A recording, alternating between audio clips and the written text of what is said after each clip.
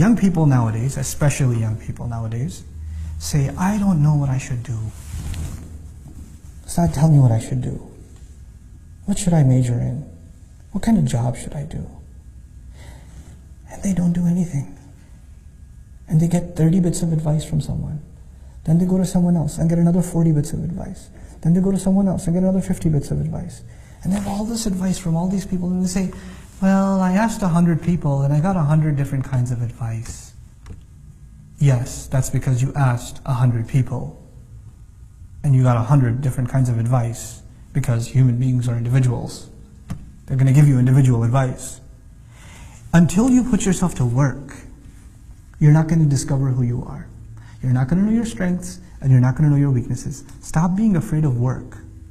Stop being afraid of jumping in, trying something, failing. Failure is good for you. It exposes the holes in the wall. It exposes what you need to work on. It also exposes the few things that you are good at, and maybe you should refine them even more. But that does not happen until you grind it out. Until you throw yourself in the middle, in the mix.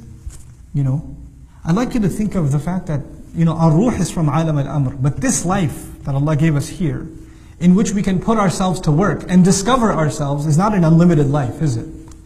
So, between coming of age and sleep, and then old age where you pretty much become senile, we don't have a lot of years to figure ourselves out, to put ourselves to work. So don't be afraid to try things. Allah has given us this incredible adventure in the world. Don't be scared to try stuff. I mean, the fact that you've taken the adventure to try to learn Arabic is cool, because this is just the beginning. Try things in business. Try things in your education. Try things in, try a different kind of job. Try things. And if you live your life just afraid, I'm not sure if it's going to work or not. I'm not sure if I'm going to succeed at that or not. Those are the kinds of people that will only sit on the sidelines and not do anything in life. You know, you have to stop being afraid of failure. You have to work on your shakila.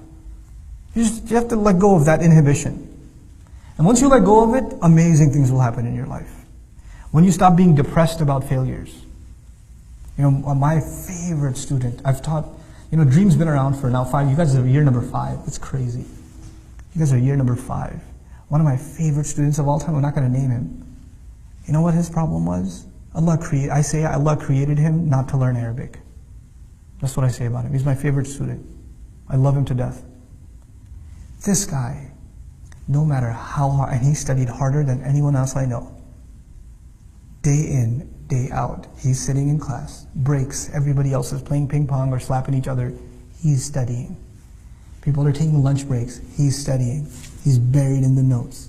He's buried in review. He's always asking questions, studying, studying, studying. He's got piles and piles of notebooks that are filled up with his notes, and get another one, and another one, and another one. His hand's starting to hurt. No, I'm not going to use a laptop because that's for lazy people. I'm going to study. And he's one of my close friends. He and I used to hang out a lot before. I was like, hey, why don't you come learn some Arabic? He goes, yeah, I'll do it. And he jumps in. And then now during the year, I call him, hey, you want to go hang out, get some pizza or something? No, bro, I got to study. I'm his teacher during the day. And at night I'm telling him, hey, you want to go hang out? No, bro, I got to study. Thanks a lot. Click. And he, on so many exams, failed miserably. Failed miserably. But I don't feel bad for him at all. That is effort worth doing. And there are people who did not apply themselves and got easy hundreds. And first of all, I don't even think it was worth their time, the education they received. And I don't respect what they did. I respect what he did. I'm going to try something and I'm going to give it my best. I'm not going to run at the first sign of failure. I'm not just going to walk away and just do something else.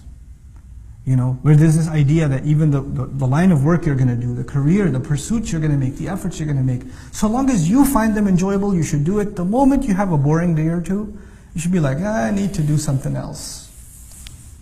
I'm going to move on to something else. Really? Really? This is not Jannah. You have good days and bad days. This life is like that. When favors are being showered, everything's happy.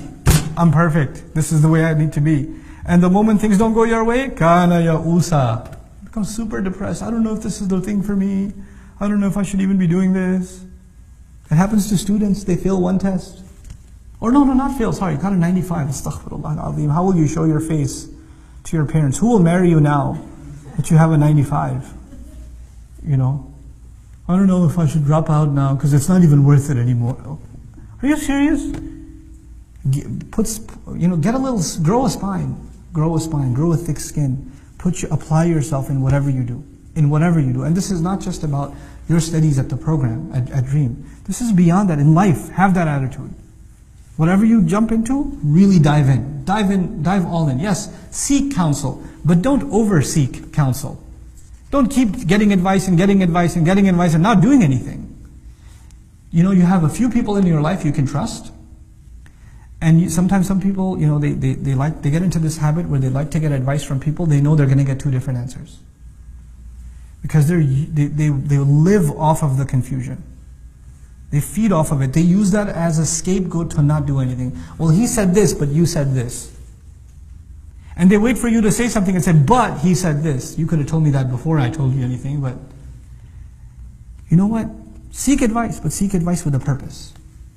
And seek advice with some trust. You shouldn't just ask random people. By the way, if you're seeking contradictory advice from people, you know what that says? That says, first of all, you have no confidence, number one. And number two, it says you don't trust people. You don't trust them. Why are you asking their advice if you want an alternative opinion? You don't have to take everybody's opinion. You don't have to take my opinion, or Sheikh Omar Sulaiman's opinion, or Sheikh Abdul Nasir's opinion, or anybody's opinion for that matter. You consider their opinion and you make your own judgment. But once you make your own judgment, فَإِذَا عَزَمْتَ, when you make a decision, فَتَوَكَّلْ عَلَى اللَّهِ, trust Allah and move on with life. Trust Allah. This is how you get to discover yourself. And that's actually a very important lesson in life that Muslims, all of you, have to internalize, and inshallah ta'ala, great things will come for you in life and for the benefit of others in your life if you internalize this. بارك الله لي ولكم في القرآن الحكيم ونفعني وإياكم بالآيات والذكر الحكيم والسلام عليكم ورحمة الله وبركاته.